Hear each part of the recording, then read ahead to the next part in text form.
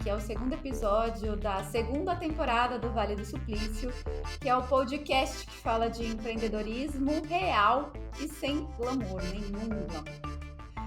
Hoje a nossa convidada é uma pessoa com uma trajetória incrível, aquela pessoa assim que sabe, eu sou fã desde criança e isso é literal.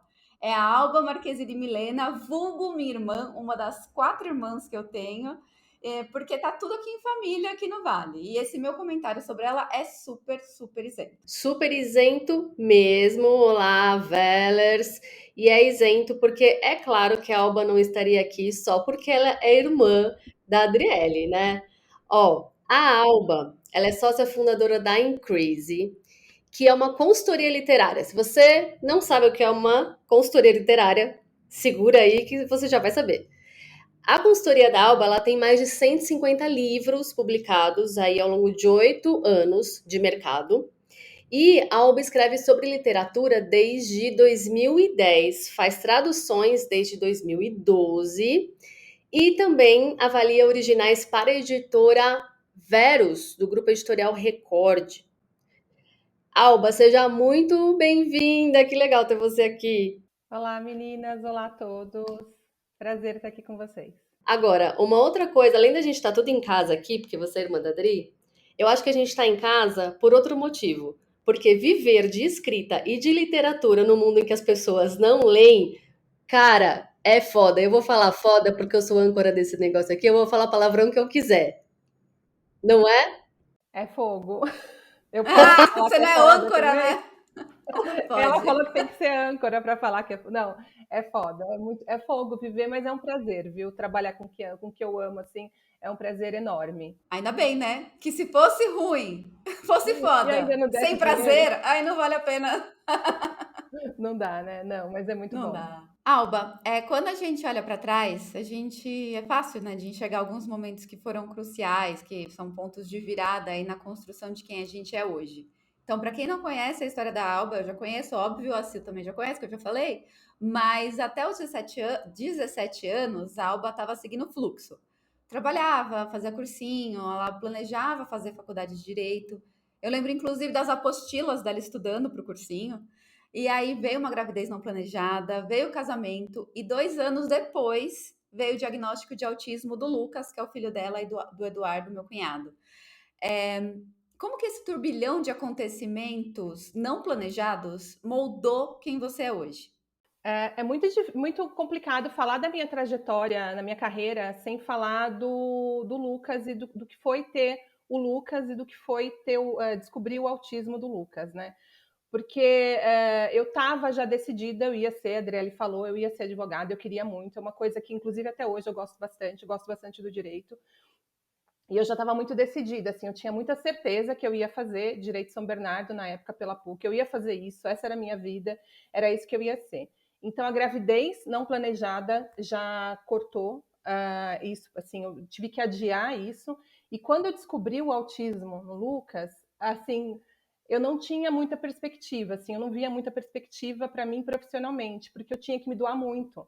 Então eram sessões de terapia, eu tinha que acompanhar ele em terapia, ficar horas sentada em consultório, esperando ele sair da terapia.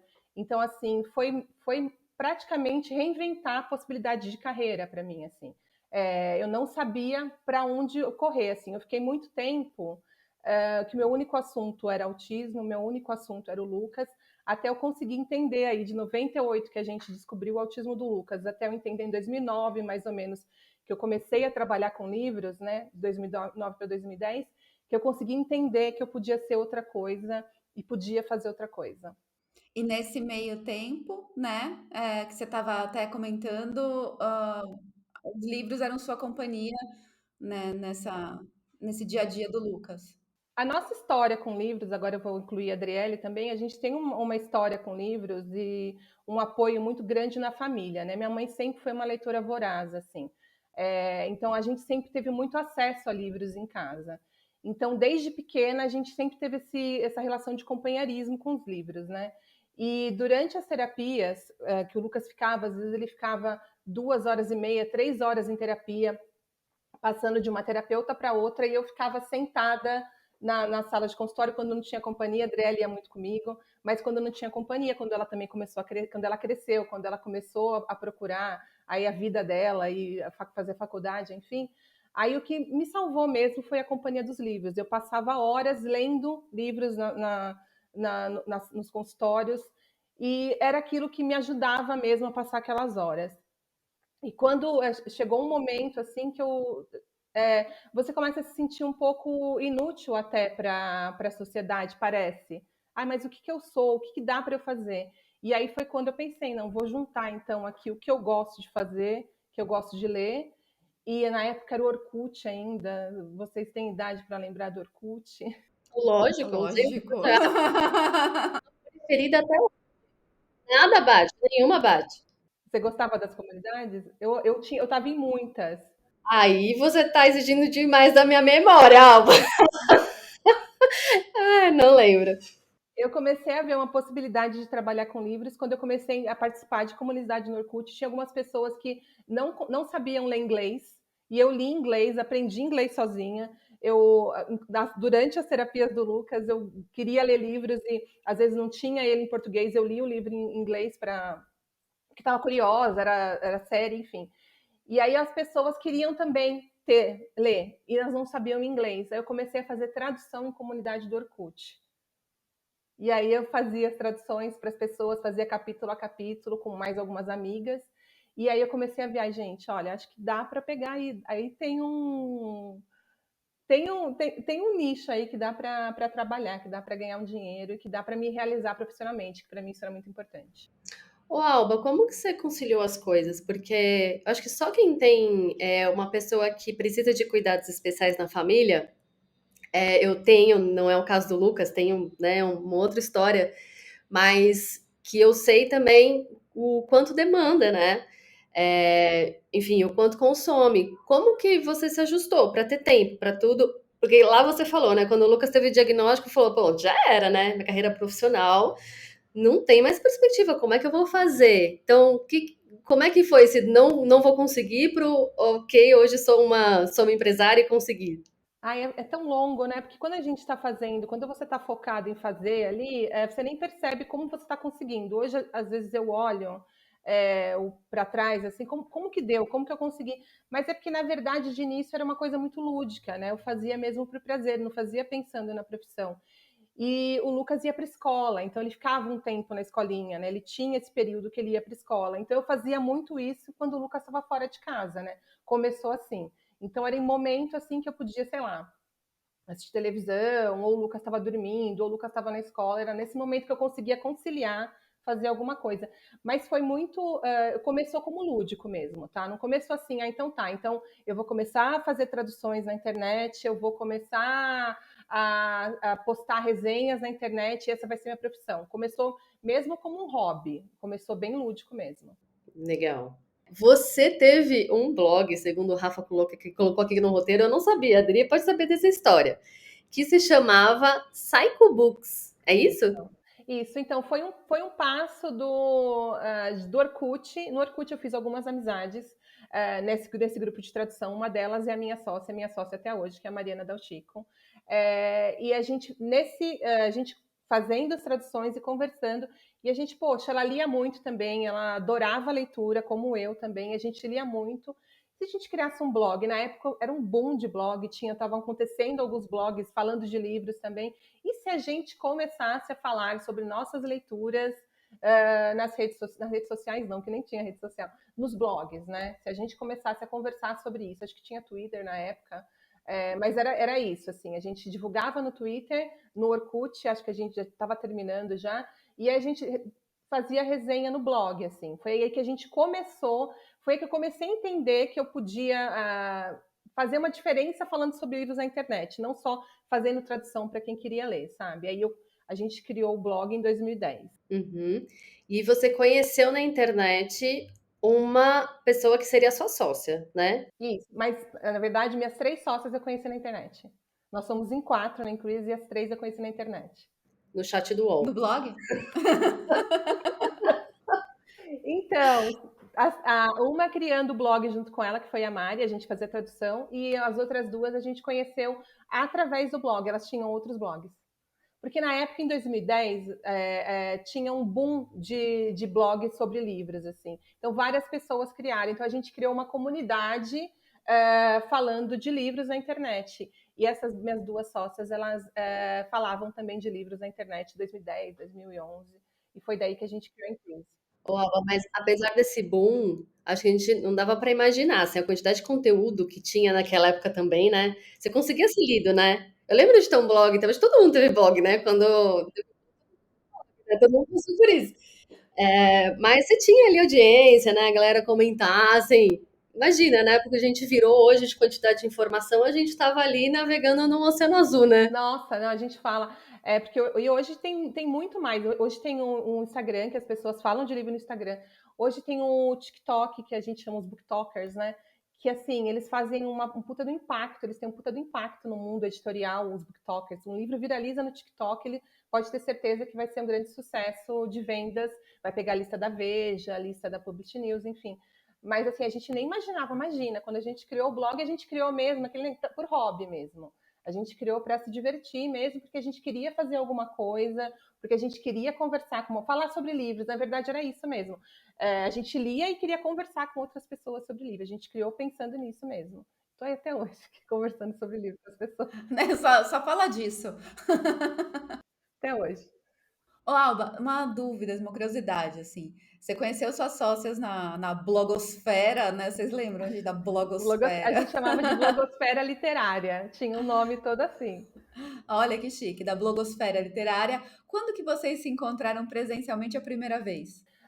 A primeira vez com uma das minhas sócias, que foi a Mari, que a gente tinha o Psycho Books, foi em 2010, na Bienal de 2010. E eu Isso acho vocês estavam com o blog há quanto tempo?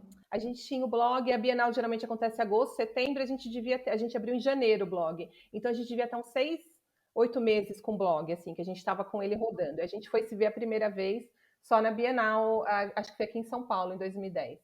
Aí a gente foi se encontrar a primeira vez. E acredito que foi na de 2012 que aí eu fui conhecer pessoalmente a minha outra sócia, que é a Guta. A gente se conheceu, ela também tinha um blog que chamava Murphy's Library.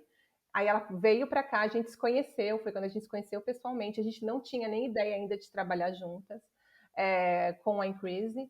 E foi aí que a gente se conheceu. E a Grazi, eu fui conhecer a Grazi, que é a nossa outra sócia, ela é cunhada da Guta, só em 2014, quando a gente já tinha fundado a Increase.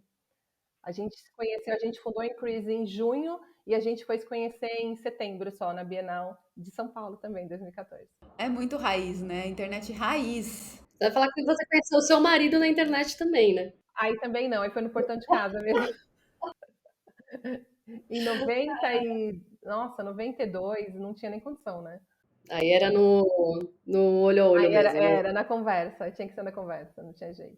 Ô, Alba, então em crise, quando vocês abriram a empresa, né? Hoje, você comentou, né, lá no começo do nosso episódio, que já foram mais de 150 livros publicados, vocês têm dezenas de autores. Chegou o momento de você explicar para a gente qual que é o papel da empresa. Mas antes de você ir para a parte técnica, eu queria entender como é que foi o estalo que vocês falaram, putz, isso aqui é negócio. Então, a gente, como eu falei, a gente em 2010 eu fundei o Psycho Books. Em 2012 eu comecei a trabalhar com análise, com parecer literário. A gente lia em inglês e aí algumas editoras conhecendo as resenhas que a gente fazia, né, na internet de livros que já tinham sido lançados, se interessaram pelo trabalho e eu comecei a avaliar, eu e minhas sócias, né, a gente começou a avaliar livros que vinham de fora. Então, analisar o livro do mercado de fora para serem publicados aqui no Brasil. E em meio a esses livros, né, a gente recebia de vez em quando vinha um livro nacional. E a gente trabalhava para a mesma editora, eu, a Mari e a Guta. Então a gente trocava, a gente falava sobre o livro que estava analisando, o que vocês acham, a gente conversava sobre. E quando aparecia livro nacional, o nosso comentário era: nossa, é tão bom a história, o desenvolvimento está bom, mas tem uma barriga aqui que se cortasse ficaria melhor. Então a gente colocava isso na análise, né?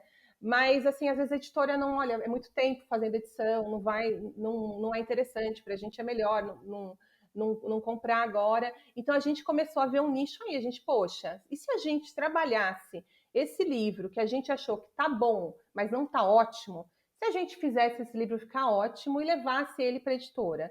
Então aí a gente viu uma oportunidade de trabalho, assim, né? Aí a gente falou, e tá, e se a gente fizesse isso?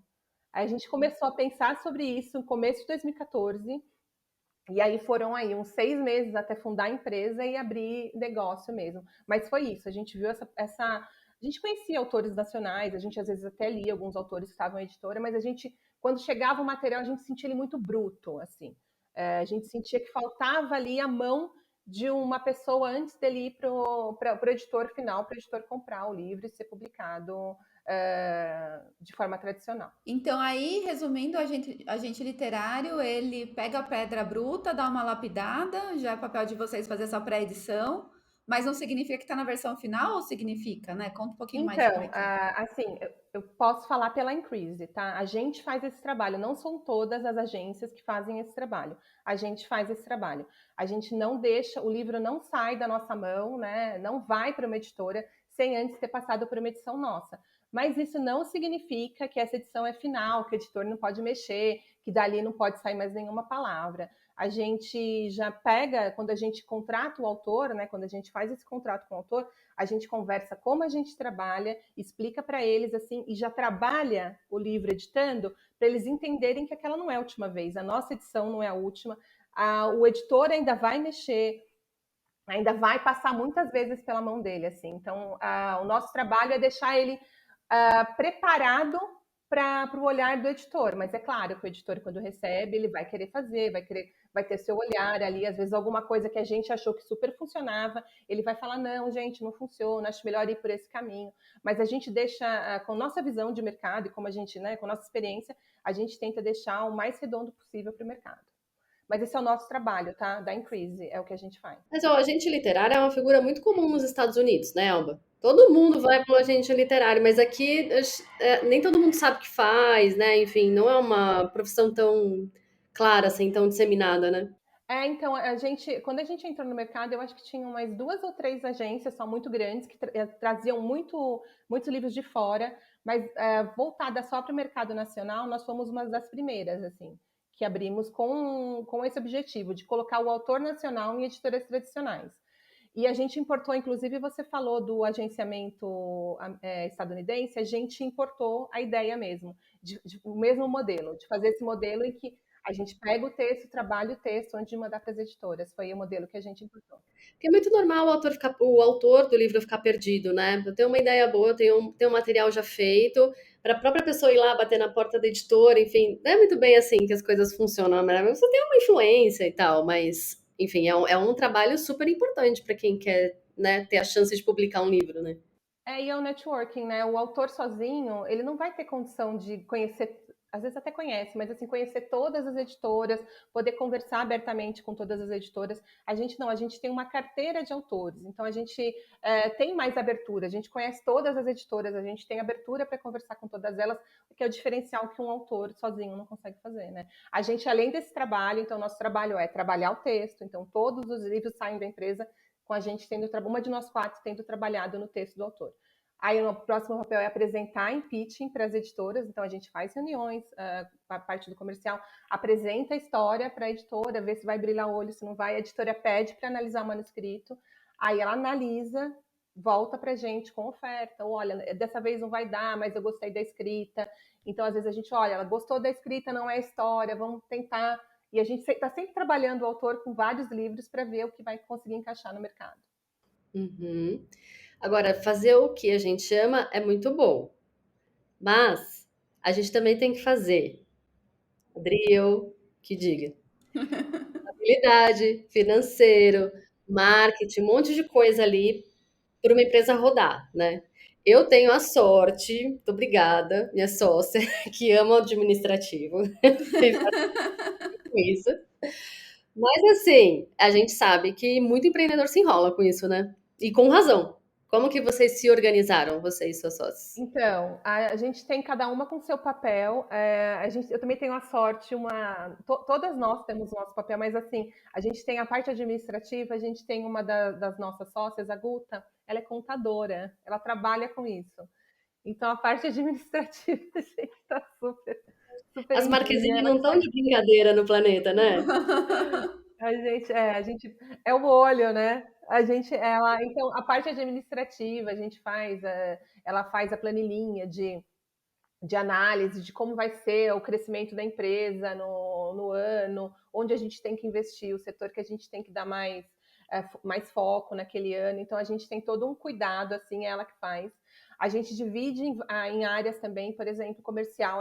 Eu adoro fazer comercial, eu adoro essa parte de conversar, apresentar para a editora, apresentar o livro, fazer a editora se interessar por aquela história. Então, eu faço com a Guta também, nós duas fazemos a parte comercial. Então, a gente tem a Grazi, que faz todas as revisões dos textos que saem da empresa. Ela faz essas revisões. A Mari faz comercial de vez em quando com a gente também. Quando uma não pode, quando a outra não pode, a Mari entra e faz comercial. A carteira dela de autores é maior, porque a gente faz um balanço aí, né, para ver quem que vai trabalhar mais texto, quem vai trabalhar o comercial. Então, assim, a gente consegue, é pratinho, né? A gente vai tentando aí equilibrar todos. No começo da Essence, quando a gente nem tinha esse nome ainda, éramos em 3 sócias. Eu, a Sil e a Silene. E são 3 mulheres de personalidade forte, que têm uma visão específica sobre o mundo, e a gente tinha muita dificuldade de alinhamento, né?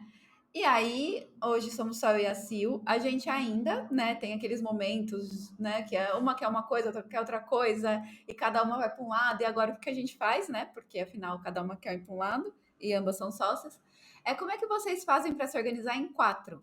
Então, isso é bom você falar. Não posso esquecer da Lívia. A Lívia também estava com a gente até 2018. De 2014 a 2018, nós éramos em 5 sócias. Ela saiu em 2018. Nós éramos em 5. Aí a Lívia, por escolha própria, ela não quis mais continuar. Ela saiu da empresa, ficamos nós 4. Mas a gente faz muito assim, a gente tudo muito, muito conversado, né? É muito difícil, são 4 mentalidades, são 4 visões diferentes. Então a gente faz tudo. Uma vem com uma ideia, talvez muito mirabolante. Geralmente eu tenho umas ideias estão um pouco fora da casinha. Aí a gente faz votação para ver o que o que dá. Então somos em 4. Não passou, não passou, aquela outra sócia já nem mais discute aquela situação. A parte administrativa, a parte de contabilidade, tudo é muito conversado também para as 4, para a gente estar tudo na mesma página, assim. Então é tudo muito conversado. É difícil, às vezes dá um estressezinho, acho que é normal, né? Ainda mais 4 sócias, cada uma morando num estado, né? 2 no Rio Grande do Sul, 2 em São Paulo, assim, cada uma numa cidade. É complicado, mas a gente tenta assim. A gente vai tudo para votação, tudo conversado. A gente tem reunião mensal para a gente ver o que você está trabalhando, o que a gente vai poder trabalhar no comercial, o valor que está tirando de Prolabore está bacana, vocês acham que dá para aumentar, dá para diminuir, é tudo muito votadinho, tudo muito certo. Mas é difícil. É uma mini democracia, né? Sim, não tem como ser uma ditadura, ainda bem. Como toda relação humana, né? Agora que a gente já entendeu o que a Em Crise faz, como vocês se organizam para não ficarem em crise. Ah, eu Desculpa, adoro. Alba, não resisti. Eu adoro increase, eu adoro in crazy. Tem gente que fala in crazy também. E que In assim, crazy! in crazy. E que é total a Adoro. gente, assim, às vezes a gente tá Bienal, eu não sei se vocês já foram em alguma Bienal do livro. Uhum. Já. É uma loucura, né? Você imagina você tá naquela loucura, cheio de gente, ainda tentando fechar negócio. Então é bem nessa época a gente fala que a gente tá em crazy. É normal. Nossa, maravilhoso. Agora falando um pouco sobre o mercado editorial brasileiro, né? Esse lugar triste que a gente tanto ama, né? Que nos faz sofrer, mas que nos dá tanto prazer. O Rafa trouxe um dado aqui que eu vou colar, que é o painel do varejo de livros no Brasil, falou que em 2022 teve um aumento de 3% nas vendas. O faturamento aumentou um pouco menos, aumentou 2,54%, aí descontando a inflação já. Apesar desse crescimento, é um crescimento pequeno, né? Não é um grande, não é um boom, né? Mas é uma coisa a se comemorar. Mas o Brasil não é um país que consome muitos livros, mesmo quando a gente compara aqui com os nossos vizinhos da América Latina. É, quais são os principais desafios para o setor que você enxerga hoje, para a gente conseguir avançar mais por aqui? Então, a gente vem desde 2010, avaliando toda a carreira que eu tenho dentro do mercado, de 2010 até 2023, teve um grande crescimento, né? A gente tem mais leitores hoje no Brasil, assim. Perto do que era em 2010, a gente cresceu muito, ainda mais por conta das redes sociais, né? Hoje a gente, respondendo sua pergunta, é rede social, assim. O que a gente fala sempre para o autor, como vender livro, como aumentar, como ganhar leitor, como o leitor se interessar. A gente fala de rede social, o TikTok. Hoje o BookToker é um boom tão absurdo que o que cai no gosto do BookTok, o que viraliza dentro do TikTok, vende absurdamente, sabe? Para mim, ainda é investir lá embaixo, quando a criança está aprendendo a ler, é estimular a leitura, é estimular a leitura do jovem, não apenas estimular em leituras obrigatórias. É claro, a gente tem que ter as leituras obrigatórias, afinal de contas, na hora do vestibular é isso que vai ser cobrado do estudante. Mas eu acho que também estimular a leitura de livros comerciais, porque é com isso que eles pegam gosto, né? A gente tem hoje autores que vendem muito, a gente tem a Clara Alves hoje com o seu livro Conectadas, que vendeu mais de 120 mil exemplares no Brasil, isso é magnífico, né? É um número exorbitante, assim, a gente está com o Pedro Ruas, também com Enquanto Eu Não Te Encontro, com mais de 70 mil exemplares vendidos, sabe? A gente está aí 2 anos que ele lançou o livro dele, vai fazer 2 anos agora, a Clara está 4 anos, assim, então são números muito bons. Então você vê assim, a gente fica nessa, o Brasil não lê muito, o Brasil não lê muito, mas aí você vê ao mesmo tempo um número desse exorbitante, com mais de 100 mil cópias vendidas de um livro de ficção, né? Então, acho que é isso, investir em rede social e novos leitores também, né? Incentivar a leitura, não tem outro jeito, gente. É incentivar a ler, dando exemplo, você lendo, seu filho lê, o seu sobrinho lê, e assim vai. Tem mercados que estão mais em alta, assim, porque a gente pode ver esses números, né, crescerem em determinada faixa etária, digamos assim, ou determinado público, ou você vê isso de uma forma mais ampla mesmo.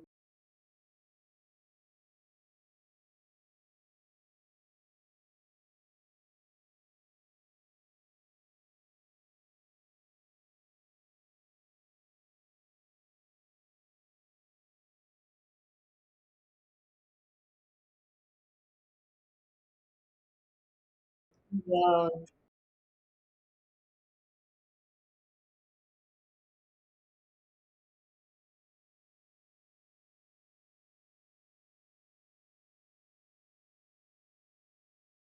bom saber, né?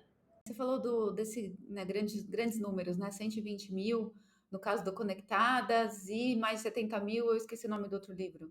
Enquanto eu não te encontro. Enquanto eu não te encontro. Na média, quantos exemplares se vende por livro? Então, esses são livros fora da curva, tá? São pontos fora da curva, são livros que tiveram muito sucesso. A gente costuma falar, estourou a bolha do mercado, né? Geralmente, um autor nacional, para a gente considerar que ele está indo bem, ele vende no primeiro ano até 10 mil exemplares no seu primeiro ano. Caramba, é muito mais então. É bem fora da curva, assim, para uma editora considerar, não vou abraçar a carreira, vou apostar nesse autor, esse autor está vendendo direitinho, está vendendo bem, a gente pensa aí de 10 mil exemplares no primeiro ano de lançamento. Ô, Alba, uma confissão. Eu já escrevi alguns livros. E hoje eu penso, eu falo, eu não aguento mais escrever, eu não aguentaria mais escrever livro. Mas biografia, né? Eu nunca fui da ficção. Mas história de vida. Você escrevia. Como é que é isso? Você parou de escrever? Você ainda escreve? Você já publicou? Você vai publicar? Como que Ah, é? eu fico mais no meu papel de preparador e revisor. Não, eu gosto muito de escrever crônicas, né? Eu até hoje, às vezes, eu desenho uma crônica, assim. Mas livro mesmo, eu falo, não, eu deixo para meus autores, eu deixo meu olhar de preparadora, de orientadora para eles mesmo. Dá uma preguiça? Fala a verdade. Mano, como é difícil escrever livro, como é trabalhoso. As pessoas não Então, têm ideia do trabalho que é escrever um livro. os autores falam que o mais complicado de escrever um livro é sentar e escrever, né? Eles vivem falando isso, que a parte mais difícil de é sentar e escrever. É o único obstáculo que tem. E tem uma frase que eu amo também, né? Que eu já não sei mais, já ouvi essa frase há muito tempo. que a gente não gosta de escrever, a gente gosta de ter escrito, É igual ir na né? academia. É. Mas você já publicou? Como Increase, a gente tem alguns projetos que a gente colocou no mercado, tá? Então, alguns livros interativos, a gente tem o livro de marcar livros no mercado, o livro de marcar filmes, de malas quase prontas, que ajuda aí as pessoas a arrumar malas, qual a melhor forma. Livro de marcar livros, pelo nome já a gente fala, né? Um livro que marca livros, é um livro para você anotar todas as suas leituras, o de marcar filmes, os livros assistidos. Então, a gente tem alguns livros nesse sentido. A gente faz projetos, na verdade. Às vezes, as editoras entram em contato, um projeto legal que vocês acham, pedem para a gente criar um projeto e a gente faz esses projetos. Agora, escrever mesmo ficção, nenhuma de nós quatro. Uhum. Imagina a ficção ainda, que treta, gente. A Adri gosta de ficção, né? A Adri acho que já escreveu, brincou algumas coisas de escrever de ficção. Não, gente, eu queria fazer aqui, ó. Eu vou fazer sim, Alba, vou te expor. Eu queria fazer aqui um repúdio, uma nota de repúdio em áudio e vídeo pública Vou anotar da também. Alba. Anote. Vamos processar. Ela não falou que queria ser advogada? Pois vai tomar processo. Porque quando eu tinha 21 anos, eu escrevi uma ficção. Hum, Foi quando eu terminei um namoro, eu fiquei super inspirada. Super inspirada. Eu escrevi. E aí a minha família inteira lia, eu escrevia e só ficava a impressora trabalhando assim, imprimindo tudo, tal, todo mundo, nossa, que legal, que legal, que legal. No final acabei voltando com o namorado, eu não finalizei o livro, faltou só o fim do livro. Mas eu já tentei retomar várias vezes, falava com a Alba, Alba, me agencia, Alba, pega o livro. E aí ela pegou uma época, ela sempre estava com muito serviço. Sempre com muito serviço, não consegue pegar. Eu falei, eu te pago. Eu sou sua cliente, eu te pago. Ela não deixou pagar e não pegou. Aí das duas, uma. Ou em casa de ferreiro espeta de pau, ou o livro não estava tão bom e ela não teve coragem de me contar. a gente vai para assistência social agora. Chama assistente. É em casa de ferreiro, na verdade. Eu fico bem chateada com isso. Sinto vergonha por esse meu momento no mercado editorial. Gente, é um absurdo, porque agora já passou a fase, passou 15 anos, eu tenho 36, não sou mais uma jovem adulta. Já, assim, eu acho que naquela época ia ser legal, hoje já é outra coisa, né? Hoje não. Ah, mas não tem idade para escrever livro daqueles. Não tem, Dri. Isso aí é coisa que cai na sua cabeça. Não. Escrever um livro sobre divórcio, porque era. Eu escrevi quando eu terminei com esse namorado, agora eu posso escrever só agora que eu separei também. Então, né? Com uma. Já fico, posso fazer uma trilogia, quem sabe? Só falta o tema do último. Não, você teria que ter um noivado. Foi o namoro, noivado e casamento. Você teria que terminar um noivado aí também para fazer a trilogia e ficar tudo certinho. Tem que ter os temas. E por isso que eu não avaliei lá atrás. Tá Ai, vendo? Tá gente, tá vendo? Mas aí esperando. você tá querendo falar com a Alba que tinha 30, sabe? É muito. É outra pessoa. Agora que vocês resolveram esse drama familiar, a gente pode voltar para entrevista, né? Não está resolvido ainda. Vai ser um passo, foi um primeiro passo. Foi um passo. Obrigada, Sil, por intermediar, porque aí Nada, não ficou tão emotivo. conte comigo. A Sil ia te perguntar uma hora, acabou não perguntando, porque você tem uma questão que você não pode dar detalhes, né? Mas tem um caminho aí que a Increase está construindo entre a literatura e o audiovisual, né? Fala o que você puder falar pra gente. Na pandemia, principalmente, a gente teve um grande aquecimento no mercado por conta dos grandes players que começaram a entrar no mercado. Netflix, Disney, HBO Max, não quero esquecer nenhum. Enfim, Globoplay. Vários streamings começaram a entrar no mercado editorial para procurar alguns cases de sucesso, comprar esses livros para poder fazer série, filme, enfim. Então a gente vem desde 2000 na verdade desde 2017 a gente vem conversando e aqueceu bastante na pandemia, 2020 aqueceu, a gente vendeu muito projeto para produtor e para audiovisual também, para streaming, e a gente tem algumas coisas aí para acontecer. Eu não posso falar, estou travada por contrato, eu não posso falar infelizmente, mas a gente vai ter grandes novidades aí com a empresa, com autores da empresa a partir de junho. Então a gente costura isso também, nosso trabalho, tá vendo? É multifacetado. A gente não vende o livro apenas para o mercado editorial e acabou o nosso trabalho. A gente continua, né? Então a gente procura para esse autor, a gente procura para essa obra o mercado de audiovisual. A gente vai para fora, a gente procura um subagente estadunidense para poder vender nosso livro lá fora. A gente tem um contrato firmado também. A gente entra em contato com editoras na Europa também para conseguir vender e emplacar alguns autores lá fora também. A gente conseguiu também tá para sair aí novidade. Mas a gente não para aqui no mercado, né? A gente tenta sempre crescer essa obra, crescer esse autor, enfim, para abranger outros mercados aí.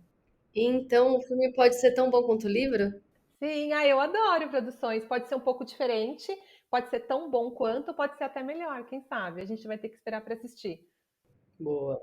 Então tá. A Pequena Jovem Alba, lá de 1995, né? Que seria uma advogalba, desculpa, eu não consigo resistir. Não é mais uma advogada. E depois disso tudo que você passou, você decidiu entrar na faculdade e agora está cursando letras. Essa faculdade, ela foi uma escolha prática? Foi a realização de um sonho? Foi uma terceira opção? Por quê? Então, na verdade, uma realização pessoal, né? A gente vive num mundo de cobranças, né? Eu tudo que eu aprendi, assim, sempre foi por curiosidade, eu sempre fui autodidata. Então, queria aprender a ler inglês lá em 97, porque ia lançar o livro novo do Harry Potter e eu queria ler o livro novo do Harry Potter e eu não queria esperar pela tradução, porque demorava aí, tinha uma janela de 6 a 8 meses para o livro ser lançado em português. Então, eu queria ler esse livro em inglês. Então, eu era de ouvido, treinando, eu peguei o livro, sentei e falei, não, eu vou ler em inglês. E eu li em inglês. Eu comecei a ler inglês assim, eu sempre fui muito metida, sempre fui autodidata, então tudo que eu fiz, eu aprendi, tudo que eu sei, eu aprendi fazendo. Eu não tive curso assim, então não fiz a faculdade, então aprendi a revisar fazendo revisão, com a bagagem que eu tinha do conhecimento de português, que a Adriele sabe, nossa mãe é professora de português e super chata com a gente, qualquer erro, ela sempre corrigiu. Então, com essa bagagem, sempre me metendo, né? Então, foi uma realização pessoal, na verdade, porque somos em 5, né? E as 4 irmãs têm faculdade, né? Então, ficava aquele negócio de, ai, todas têm, eu não tenho. Então foi um pouquinho de realização pessoal e também essa cobrança que a gente tem, né? Essa coisa, não tem como deixar de lado essa questão, assim. Mais realização pessoal mesmo. Você também, dentro das 5 Marquezines, era a irmã que ensinava todo mundo, também transmitia conhecimento ou não? Qual que era o seu papel, Alba, na família, na casa das 5 Marquezines? Então, na verdade, eu sou a terceira, né? Então eu tô bem ali mediando as mais velhas das mais novas, né? Eu acho que eu sempre tive esse papel mesmo de mediadora, sempre fazendo esse papel de apaziguadora, sempre fui muito apaziguadora, assim. Imagina, ensinar nunca. Quem ensinou a gente a vida inteira, e quem sempre levou a gente aqui foi minha irmã mais velha, a Ana. Esse era o papel dela. O meu papel, acho que sempre, a Adriele pode confirmar, apaziguadora, mediadora, sempre tentando equilibrar as coisas. E divertida, né? Muito Muito. divertida. Muito bom humor. Ô, Alba, ó, a gente está se aproximando aqui do fim do papo, mas parece uma pergunta um pouco óbvia, né? Para quem quer entrar, né, nesse mercado que você tá, né? O que você diria? Parece uma pergunta óbvia, porque a gente pode perguntar isso para qualquer profissional, mas é difícil mesmo viver de literatura, né? Você ter um sonho de viver de literatura e viver de literatura. É quase tipo o menino de 12 anos compra guitarra quer ser rockstar, entendeu? Tipo, aí. Então, assim, o que dizer, né, para uma pessoa que pensa em trilhar qualquer caminho que viva da literatura? Então, são vários caminhos diferentes que a gente tem. Eu vou falar da minha visão e para o autor, na verdade, né? Que eu acho que aqui a gente vai falar bastante para o autor, mais do que uma pessoa quer ser agente ou quer trabalhar numa editora, mais para um autor, né? Hoje em dia, o papel do agente literário cresceu muito, tá? Antes era muito comum, as editoras recebiam manuscritos, ainda recebem, mas era mais comum receber manuscritos de autores sem o intermédio de um agente. Hoje não, hoje eles buscam mais os agentes, né? Para conhecer o trabalho dos autores. Então, para o autor, seguir todas as editoras, então, saber qual é o nicho, o que você escreve. Você escreve comédia romântica, você escreve thriller, você escreve terror, você escreve jovem adulto, você escreve middle grade, o que você escreve? Então, você tem que saber em qual nicho você está incluso. E aí você tem que seguir as editoras, pesquisar as editoras que poderiam comprar o que você está querendo vender, né? Então, saber qual editora que é teu alvo, onde você gostaria de ser publicado, e seguir os agentes que hoje tem no Brasil, né? Os agentes para ver se você consegue o agenciamento literário. Mas é muito importante, quando você vai conversar com o editor e quando você vai conversar com a gente, como autor, saber se a casa, né, editorial ou agência, estão com submissões abertas, porque muito...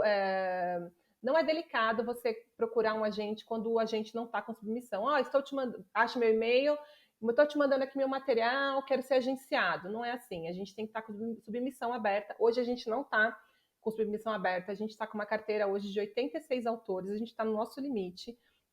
Então, hoje a gente não está com submissão aberta, mas é importante isso, e chamar atenção de alguma forma. Então, se você é autor, existem inúmeras plataformas que você pode publicar de forma gratuita seu livro para que ele seja visto. Então, você não precisa deixar seu livro dentro da gaveta.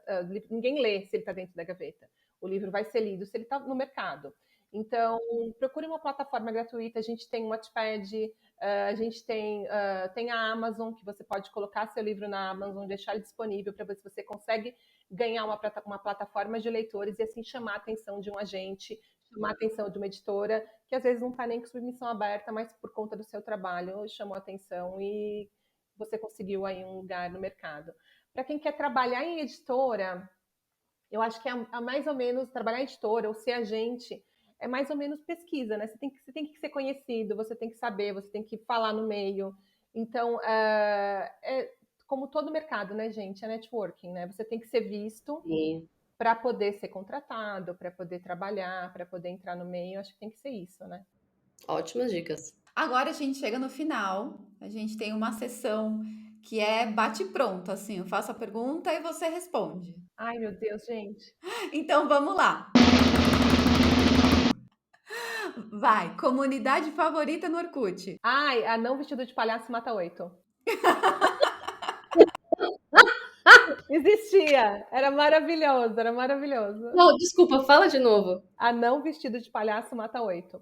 Eram manchetes, vocês lembram dessa comunidade? Do Notícias Populares. Eram manchetes, assim, de coisas nada a ver, e as pessoas comentavam aquelas manchetes. E o nome da comunidade era uma manchete, Anão vestido de palhaço mata 8. Maravilhosa, a melhor comunidade do Orkut. Você vê que é um negócio que tá no coração da pessoa, né? Ela não precisou buscar, saiu, foi. Nossa, eu nem entendi direito de tão rápido que ela foi no gatilho. Foi o recorde da história das perguntas dinâmicas aqui do Vale. Um livro para a vida inteira. Então, o que eu carrego muito comigo é O Sol é para Todos, da Harper Lee. Eu adoro esse livro, eu acho uma crítica social maravilhosa. Então tá, vou precisar para falar um livro, uma crítica social, uma coisa bacana, eu vou falar isso. O que o chapéu seletor te falaria? Sonserina. Sem nem pestanejar. Um livro que todo mundo ama, mas que você não curtiu tanto.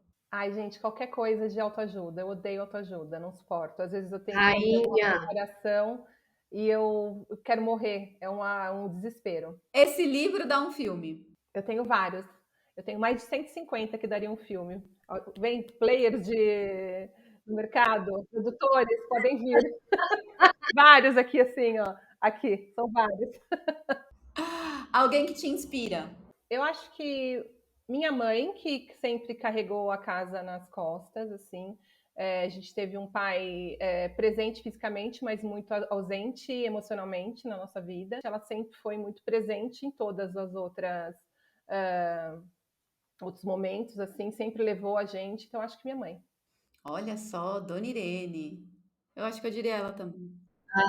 Beijo pra Dona Irene. Alba, obrigada. Muito obrigada. De nada, gente. Ai, nossa, eu nem fiquei, não foi nem tão ruim. Eu achei que fosse uma coisa tipo cor favorita, essas coisas. Não vai ter nada disso, Não, não. pois Foi super é. simples. Não, o quiz da Capricho, não era. Não é, não é. Ai, Alba, foi muito legal conversar com você mesmo. Obrigada por ter aceitado o nosso convite, por ter passado esse tempo com a gente. E é isso aí. Esteja convidada a vir sempre que você quiser. Prazer, viu, gente? Prazer foi todo meu. Muito obrigada pelo convite. Espero que vocês tenham curtido. Eu curti, eu espero que quem está ouvindo também. Aliás, se você está ouvindo a gente, não segue a gente ainda nas mídias sociais, a gente está no Instagram como Vale do Suplício _. Você encontra a gente também no TikTok, no LinkedIn e no YouTube. A gente tem o YouTube Shorts lá para você poder conferir aí os trechos da entrevista. E se você quiser indicar algum entrevistado, manda um e-mail para a gente, valedosuplicio@agenciasense.com.br, sempre lembrando que a Agência Sense é com 3 S, não é com CE no final, é SE. Então, muito obrigada, até o próximo Vale. Beijo, menina. Valeu!